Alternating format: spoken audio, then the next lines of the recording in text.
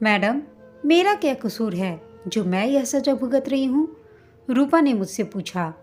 रूपा के पति ने तलाक का केस दायर कर दिया था। उसी का नोटिस लेकर रूपा मेरे पास केस की पैरवी करवाने आई थी। उसके पति ने उस पर चरित्रहीनता का आरोप लगाया था। रूपा की माँ उसके साथ आई थी। उसने कहा कि रूपा के ससुराल वालों ने बिना दहेज लिए यह विवाह किया था। उन्हें सुंदर बहू चाहिए थी। रूपा अपने नाम के अनुरूप सुंदर थी। जब रूपा छोटी थी तब उसकी माँ की एक सहेली ने रूपा के गोरे रंग को देखकर शर्त लगाई थी कि यदि तुम्हें रूपा से भी गोरा दामाद मिला तो मैं तुम्हें 1,000 रुपये दूंगी। उसने जब रूपा की शादी में पांव पखराई के समय रूपा के पति रुपेश के गुलाबी पांव देखे तो चुपचाप 1,000 रुपये का नोट रूपा की माँ को पकड़ा दिया। रुपेश का परिवार संपन्न था। वे ढेर सारे कपड़े और गहने लाए थे। नेक भी बढ़ चढ़ कर दिए थे। रूपा के घर से उन्होंने किसी भी तरह का सामान नहीं लिया था। रूपा के मायके वाले इस विवाह की भूरी भूरी प्रशंसा कर रहे थे। रूपा की सहेलियां रूपा के भाग्य की सराहना कर रही थीं, पर अंदर ही अंदर रूपा से जली जा रही थीं। हंसी खुशी के इस वातावरण में रूपा ससुराल चली गई। रूपा अपने सुंदर पति को देख देख कर उससे बात करने को आकुल हुई जा रही थी, पर रुपेश उसकी ओर तो देख ही नहीं रहा था।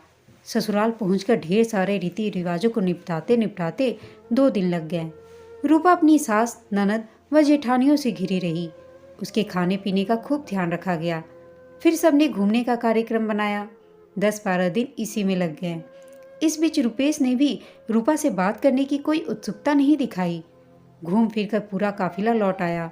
रूपा की सास ने वहीं से रूपा के पिता को फोन कर दिया था कि चौथी की रस्म के अनुसार रूपा को मायके ले जाएं।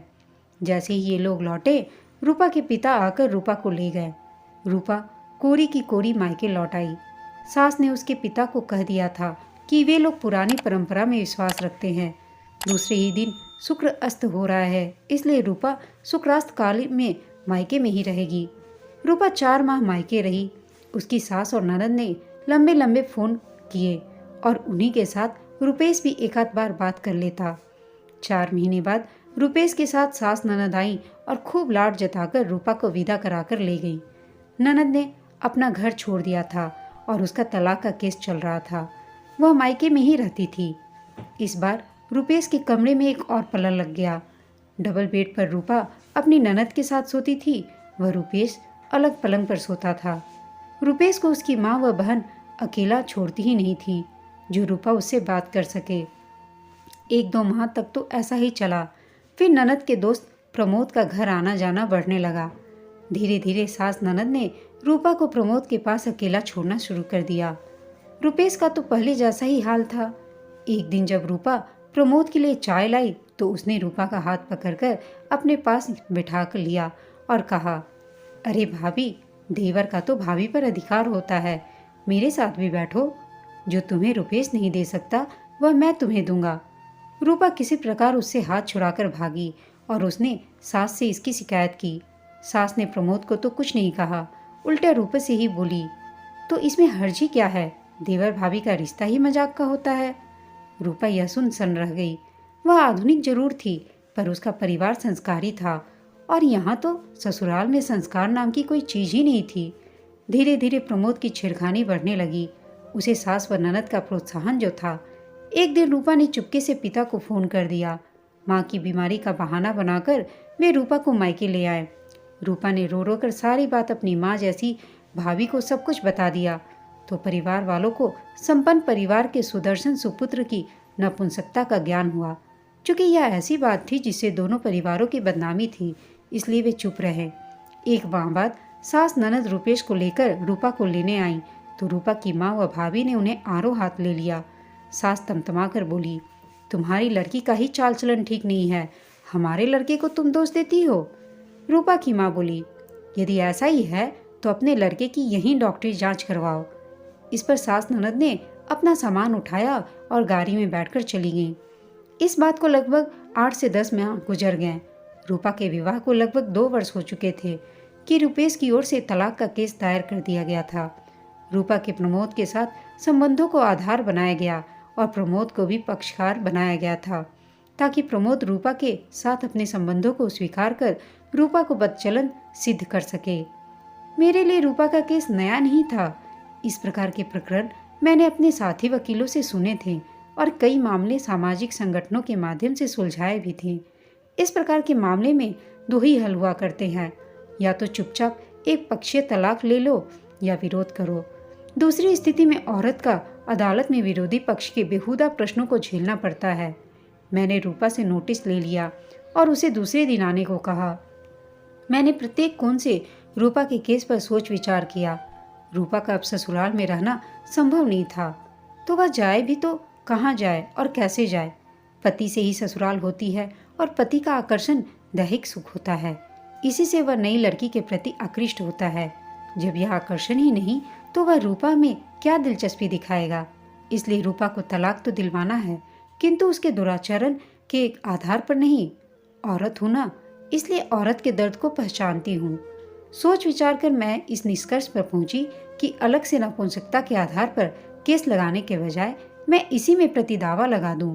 हिंदू विवाह अधिनियम में इसका प्रावधान भी है। दोनों पक्षकार हिंदू हैं और विवाह भी हिंदू रीति रिवाजों के अनुसार संपन्न हुआ है।